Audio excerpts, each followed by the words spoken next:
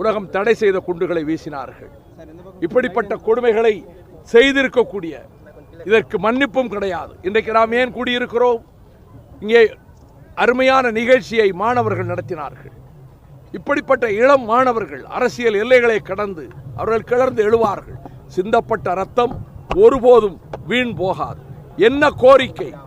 சுதந்திர தமிழீழத்திற்கான பொது வாக்கெடுப்பு உலகில் பல நாடுகளில் நடத்தப்பட்டதைப் போல நடத்தப்பட வேண்டும்.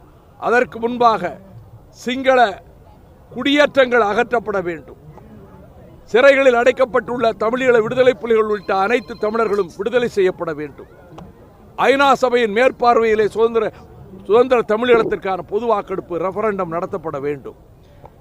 இது நிச்சயம் நடக்கும் ஒரு நாள்.